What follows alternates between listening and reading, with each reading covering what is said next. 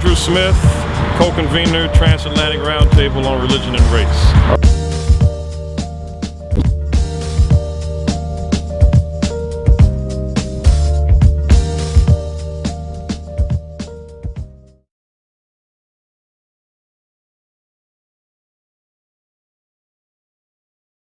We had a very good session on global justice and collaborations, and had some very strategic partners around our circle today, including people like Dr. Carruthers, Dr. Haynes, Dr. Alan Busak, Dr. William Akah, University of London, and friends from Friendship West and other parts of the country.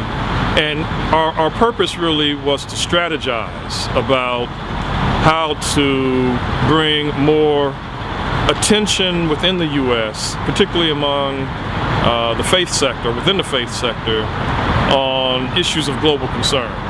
And the issues that we have a special interest in moving forward on are all issues that in some ways are connected by sort of a common theme of captivity of people of African descent.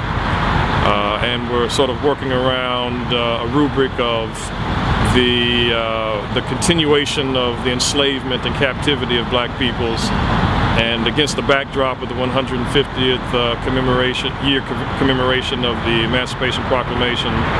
And so we looked at some issues like human trafficking, the proliferation of small arms, not only in the U.S. but other parts of the world, Africa in particular. We looked at interreligious and interethnic conflict. So a few sort of very, very urgent global issues that are bound together around that common theme of captivity.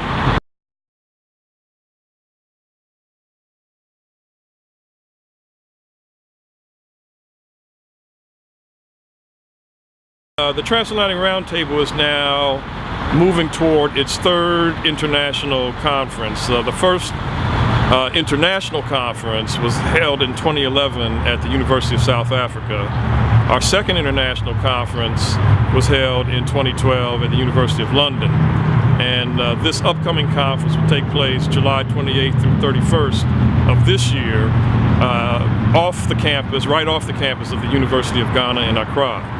And our theme will be Black Churches in 21st Century Captivities. Our host will be Dr. Kwabena Asamoah Gyeadu, who is a professor at Trinity Theological College adjacent to the University of Ghana. So yeah, Transatlantic Roundtable has had a very fortunate 3-year run now of being able to mobilize and convene faith leaders, scholars, community activists to focus on issues related to the interplay of race and faith, the communities that are impacted by these issues and the way these play out in the public square and in broader constituencies. And so we're excited about the kind of momentum that we have on that, and we're excited about partnering with organizations like the Proctor Conference and other broad networks around the world. We've got a wonderful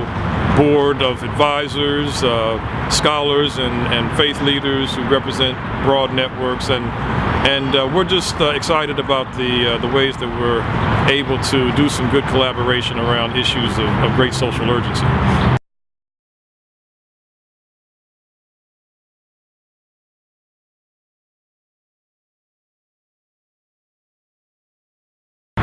Last summer, we put together a working group between Transatlantic Roundtable and the Proctor Conference, where we drafted a petition in response to the spillover effects from the end of Muammar Gaddafi's regime in Libya, a situation where a number of well-armed mercenaries who were on Gaddafi's payroll in an attempt to bolster his flagging political prospects in Libya, then spill over into Mali with significant caches of military materiel, and in conjunction with some Islamist rebel groups and other rebel groups inside of Mali, the Tuareg nomadic group, began a systematic destabilization of North Mali, in conjunction then with a wider political destabilization in Mali that resulted in a coup d'etat. So the concern was that this spillover effect really of the global war on terror in many respects is yet another instance of ways that this broader kind of conflict between global terrorism and global responses to terrorism are having a particularly harsh effect on African communities and nations and peoples. Not only in Mali, but you see some of this in Nigeria, in Sudan, northern Uganda, northern Kenya, southern Somalia. Hundreds of thousands of Africans being affected by these conflicts, and our petition was an effort to really mobilize and rally the faith community to be more proactive on these issues, more engaged on these issues, to place public pressure on governmental authorities both in the African Union, the U.S. government, the United Nations, the European Union, to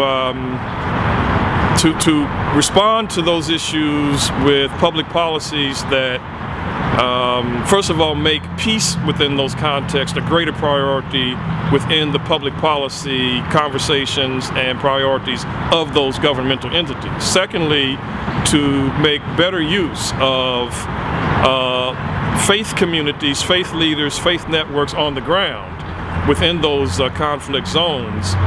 Faith networks that are committed to democracy, that are committed to peace, that have a possibility of really providing important mediation involvements within those contexts, to really make better use of those initiatives in a response, a more coordinated and global response to the conflicts in those zones.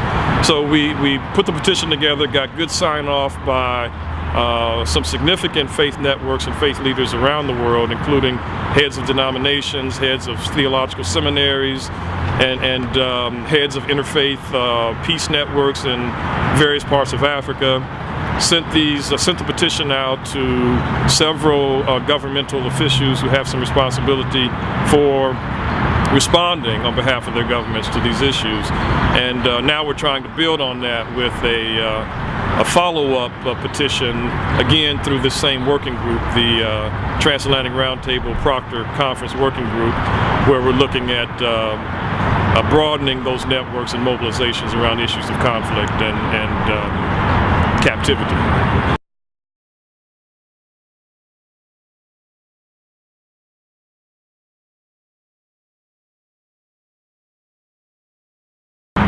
People can go to our website, www.religionandrace.org, to get information about the conference, including some of our featured speakers, logistics around venue, accommodations, and so forth. And we also will have a flyer that will be circulating through various networks, and so people may encounter our publicity in that way as well.